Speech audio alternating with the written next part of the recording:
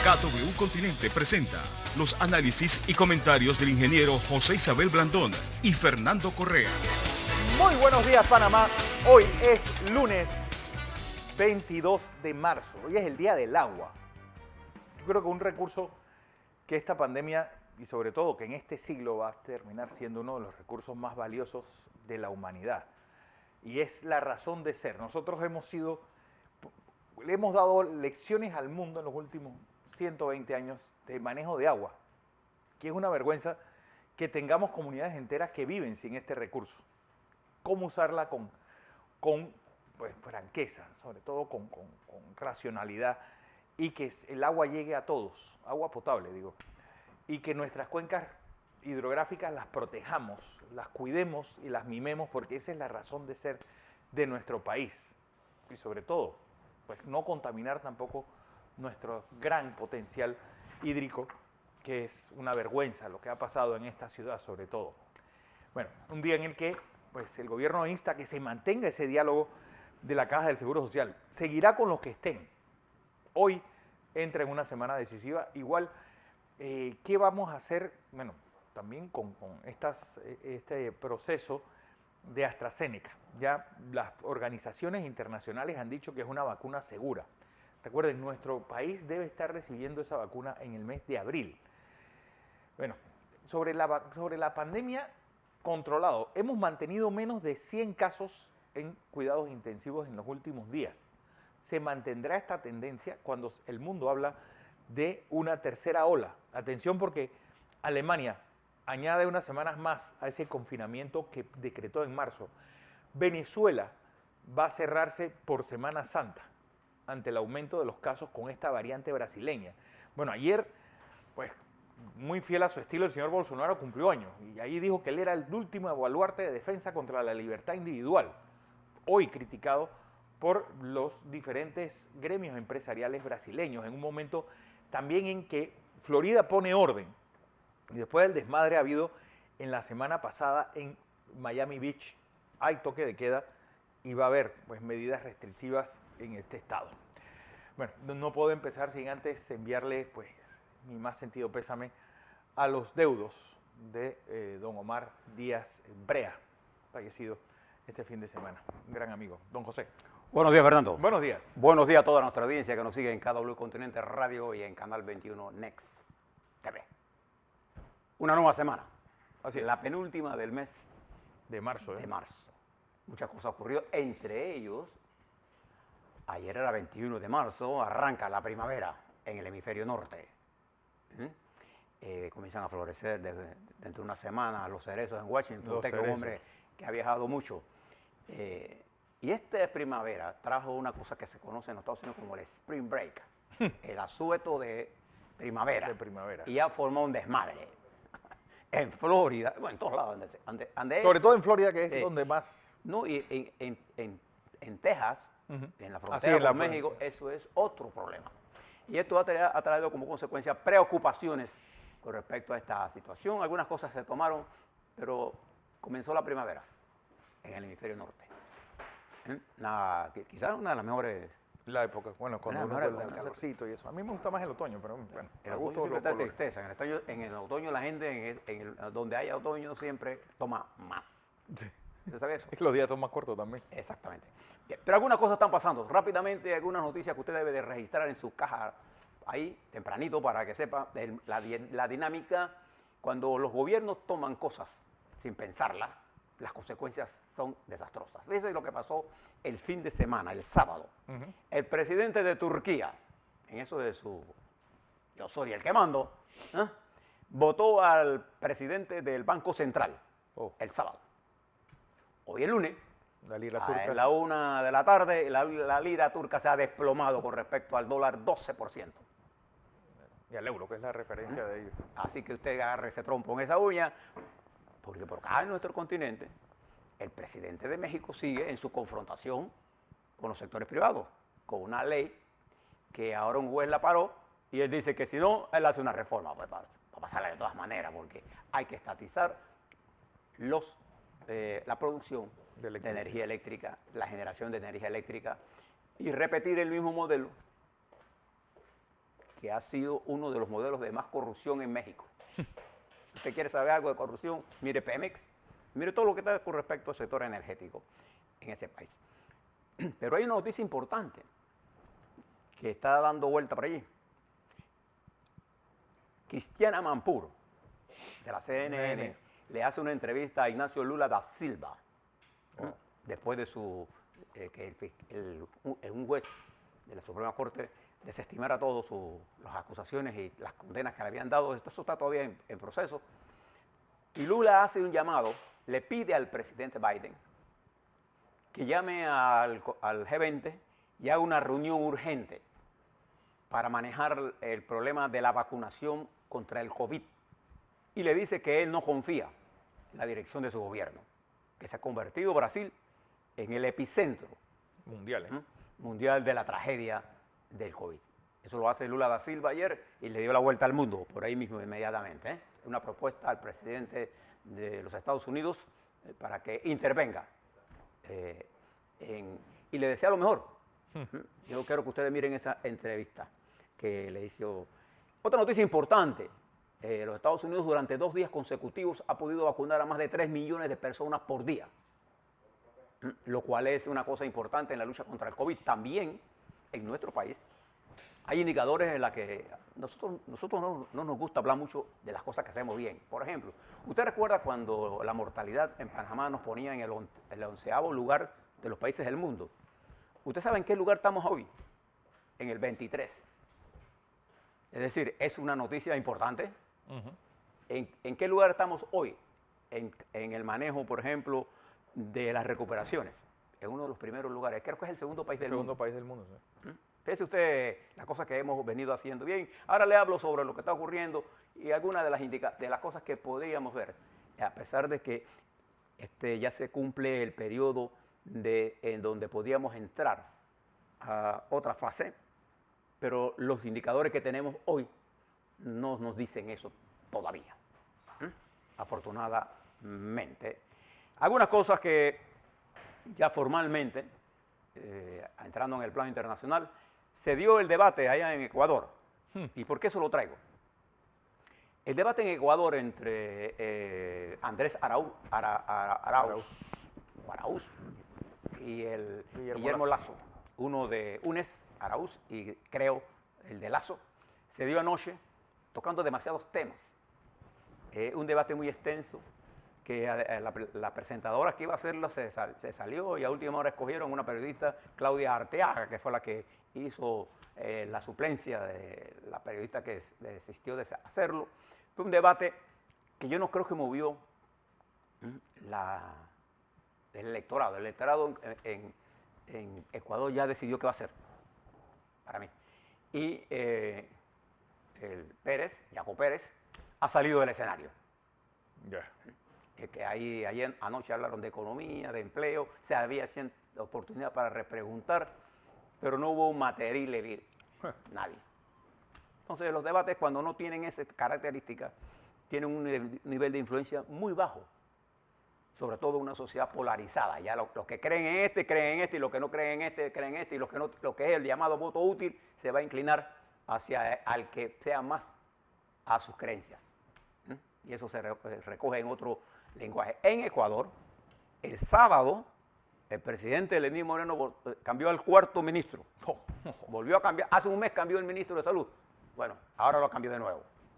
Eso le está dando una idea a ustedes del desastre que está ocurriendo ahí. Pero hablando de COVID, Fernando, usted lo describió, Europa está en una nueva etapa, una nueva ola, en donde Alemania cerró, abrir todo. Italia, Francia, España, y en nuestro continente. La semana pasada fue horrenda para Brasil, con un promedio de 2.000 muertos por día y con más de 90.000 positivos por día. Veamos algunas cifras mundiales, Fernando, para que usted tenga una idea de cómo está el COVID en esta nueva resurgimiento, no solamente en Europa, sino en nuestro continente. En los Estados Unidos, 15 estados han demostrado incrementos importantes. Bueno, el mundo amanece hoy con 124.165.674 casos totales. Hay 2.742.868 fallecidos. 341.432.457 vacunados, una tasa de letalidad mundial de 2.21. Hay 28.126.846 casos activos en el mundo. ¿Y en los Estados Unidos, Fernando? Estados Unidos hoy amanece con 30.521.722 casos, ya pues 555.314 fallecidos. Hay 7.207.327 casos activos, una tasa de letalidad de 1.82. Y fíjese en nuestro continente, Brasil, Bueno, 10, casi 11 millones, casi 12 no, millones. 12 millones 2.778 casos totales. Hay 294.224 fallecidos. Brasil ayer tuvo 45.256 casos nuevos, con 1.199 fallecidos. Y siempre que fin de semana los reportes de algunos estados no llegan. Por eso es que Sí. usted ve la cifra tan baja. Pero en nuestro continente, en nuestra área, Colombia. no solamente Colombia. Colombia hoy pues tiene el segundo lugar 2.037.150 en el continente, sacando los casos Estados Unidos. totales, 62.028 fallecidos, 2.65 de tasa de letalidad, pero hay que pelearle el ojo a Costa Rica. Costa Rica tiene 18.771 casos activos, 3 veces más que Panamá. Y sobre todo, yo Casi 4. insisto en el caso de Honduras. Honduras tiene 108.861 casos activos y una tasa de letalidad de 2.44. Y en el orden en nuestro continente, Brasil. Brasil Colombia. se encuentra en el segundo lugar en positivos y en muertos en el mundo. Colombia, Argentina, México, Perú y Chile marcan la vanguardia. Seguimos nosotros. En caso positivo, nosotros tenemos la ventaja con respecto a los demás países que tenemos más pruebas hechas por millón de habitantes, más que la mayoría de los países de nuestra región. Solo nos gana Chile y los Estados Unidos en esta región nuestra. Bueno, el orden es Brasil, Argentina, México, Colombia, Perú. Perdón, Perú, sí. Perú tiene más de 1 millón de casos. Y una de las cosas que usted debe mirar, por ejemplo, es la vacunación. Hay que concentrarse en la vacunación y hay muchas comentarios en redes sociales, incluso una posición de la iglesia sobre que algunas vacunas fueron utilizadas con tejido de Células madre. de fetos. Sí. Quiero que usted sepa que ninguna vacuna, ninguna de las que está al final de su producción, tiene ninguna tejido ni célula de ningún feto. Sí se utilizaron en algunas de ellas al principio de su desarrollo, pero no son fetos de madres de ahora, eso era de hace 40, 50 años que son tejidos que se usan para este proceso por su capacidad de reproducción rápida. Esto es la copia de la fotocopia. Mire usted lo que está viendo. Es la copia de la fotocopia. De manera que un doctor inglés, con la sencillez de la sabiduría, dice que la mejor vacuna es la que está disponible para usted. Y póngasela sin miedo. Porque ninguna cambia su genética y todas van a tener un efecto positivo a usted. Habrá algunas que tienen los riesgos están medidos cuando se hicieron las investigaciones. Y AstraZeneca ya ha sido aprobada y ya se están usando. Es que también, José, que es algo que en nuestro país no se ha ahondado tanto, pero sí se sabe que gran parte de los 30.000 que quedaron sin vacunarse en el 8-8 y en San Miguelito, muchos fueron influenciados por líderes religiosos panameños que les recomendaron no vacunarse. Eso, pues, yo creo que hay que hacer una campaña porque la vacuna es el único escudo que vamos a tener contra esta pandemia. Porque es que repetir y repetir. Mire lo que pasa en Texas, un líder evangélico en Texas hace exactamente lo contrario. Llama a toda su gente a vacunarse. Porque hay que vacunarse. Si usted tiene disponibilidad de vacunarse, vacúnese. Nosotros necesitamos más vacunas porque a la velocidad que estamos haciendo, lo estamos haciendo no porque esa es nuestra velocidad, estamos haciendo porque esa es la capacidad que nos está llegando a la vacuna. Y es por eso que Lula da Silva está pidiendo un incremento de la producción de vacunas. La vacuna está centralizada. Hay países como los Estados Unidos que controlan producción. Inglaterra, Europa tuvo que pelearse con AstraZeneca. Entonces, el mundo en general, hay más de 1.500 millones de personas en más de 80 países que no han recibido una sola vacuna. No. Esa es la realidad de las vacunas. Y creo que hay que prestarle atención a esto. Ahora le voy a hablar sobre las cifras panameñas de COVID. Pero yo quisiera, Fernando, usted recuerda que terminamos la semana con dos confrontaciones entre China, Estados Unidos y Rusia. Permítame leerle lo que la diplomacia china dijo cuando estaba en China, cuando llegaron oficialmente. Le voy a leer aquí rápidamente. China aseguró este sábado que las pláticas con Estados Unidos en Anchorage, Alaska, fueron constructivas, francas y directas, pero además permitieron a las partes ganar claridad sobre sus posturas, aunque persistan las diferencias en asuntos claves. Yang Jiechi, el jefe del equipo y director de los asuntos exteriores del Partido Comunista, el mando de verdad, y para que usted sepa, dijo a periodistas que el encuentro fue beneficioso y su país remarcó sus principios de no confrontación, respeto mutuo y cooperación de ganar-ganar para normalizar los nexos con Washington. No obstante, dijo, Beijing se mantuvo firme en no admitir concesiones en su soberanía. China cree que algunos desacuerdos y problemas de larga data pueden manejarse mediante el diálogo, pero advirtió a Estados Unidos no subestimarla en su determinación de proteger su dignidad.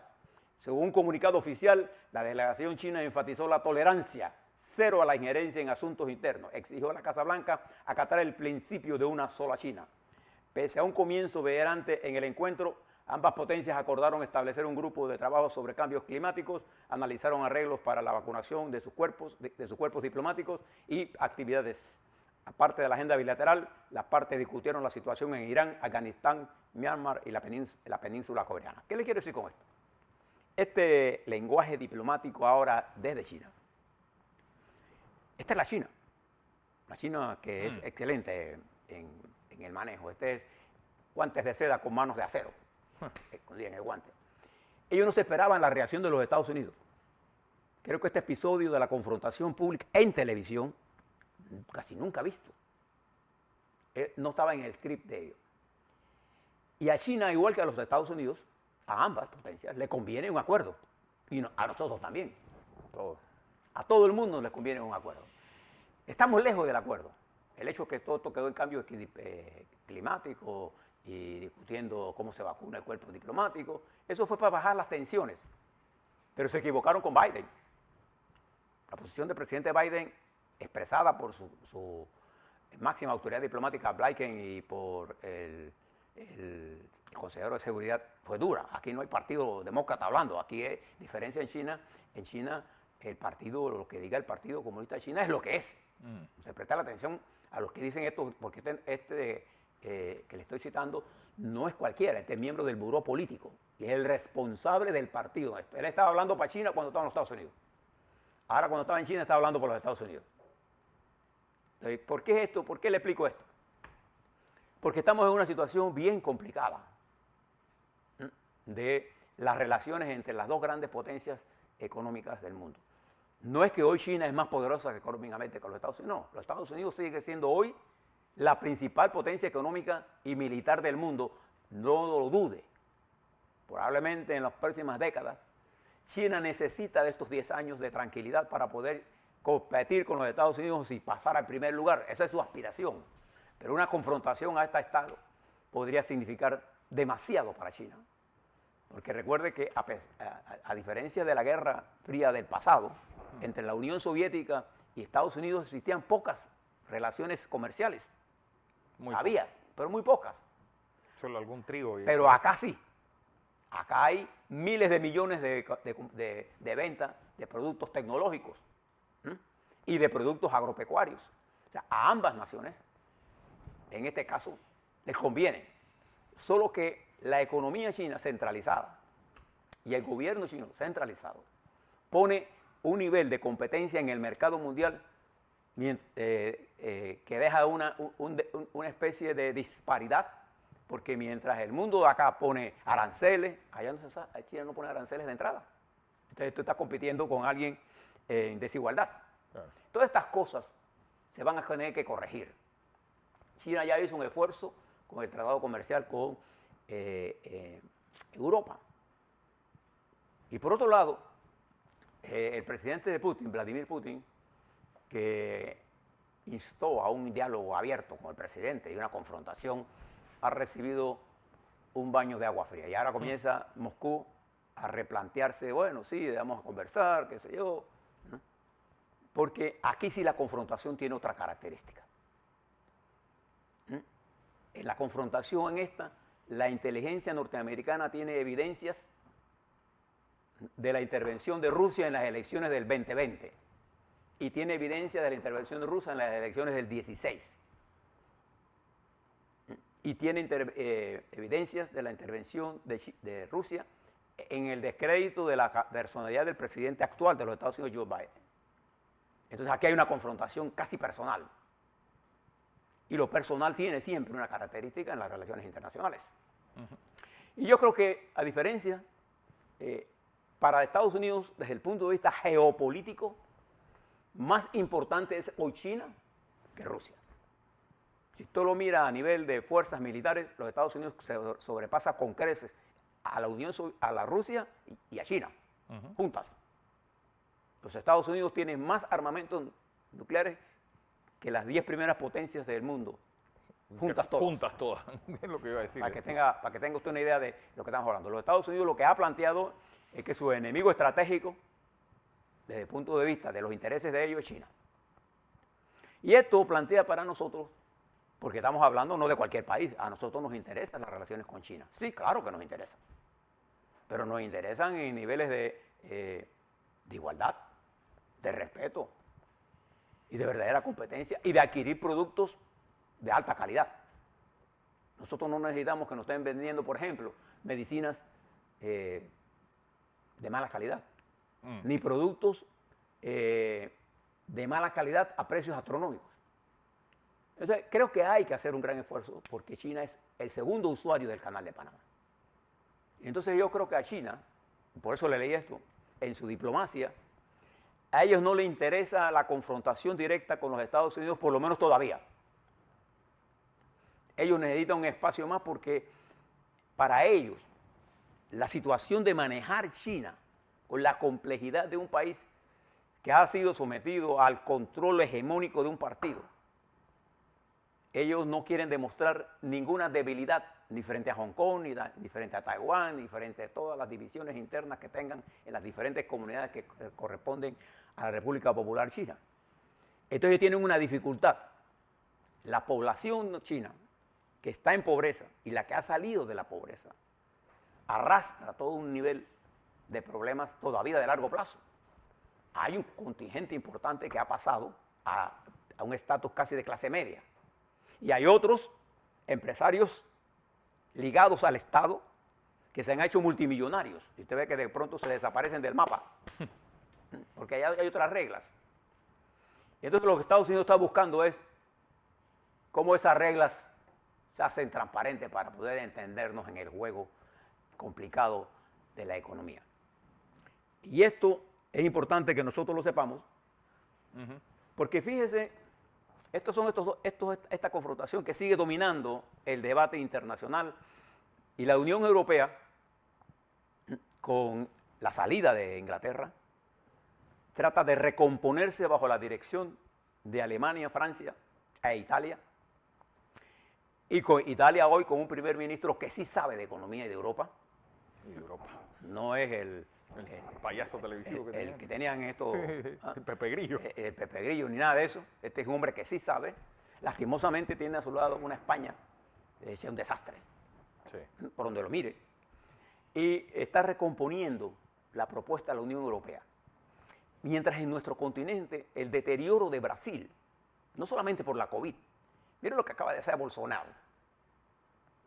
Brasil, en medio de la más trágica historia de desmadre de lo que es el proceso de salud pública, además golpeado por esta crisis económica, con falta de liderazgo, enfrenta una de las más cruciales batallas y que se representa uno de los principales peligros para América Latina en términos de salud pública. Y en vez de desarrollar una especie de política de salud pública, el señor Bolsonaro lo que comienza a decir las mismas tonterías de siempre. Pero fíjese lo que le contaba de Ecuador.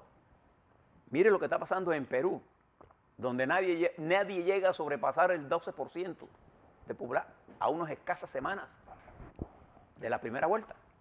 Menos de un mes. Y mire lo que está pasando en Colombia y mire el de madre en Venezuela.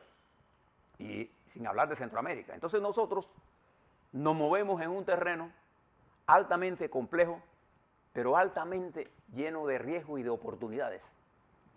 Y de ahí es donde tenemos que aprovechar nosotros nuestra inteligencia para poder sacar el mayor provecho de nuestra política exterior y nuestra política comercial para producir los cambios que este país requiere. Tenemos la infraestructura. Hemos aprendido a manejar la pandemia. Con independencia de los altos y bajos que hemos tenido, hoy tenemos otras relaciones. A la vuelta, vamos a hablar sobre este tema. Y vamos a hablar sobre el diálogo de la Caja del Seguro Social. Y vamos a hablar sobre COVID, cómo estamos. Y de paso, le diré algunas de las controversias que hay en el mundo de los influencers. Cómo se debaten ellos en los simplismos de un mundo tan complejo. Usted nunca se deje llevar por los simplismos de nadie. Piense, y al pensar, lo primero que hará será apartarlos a ellos. Así es. A la vuelta, vamos a ver de Panamá.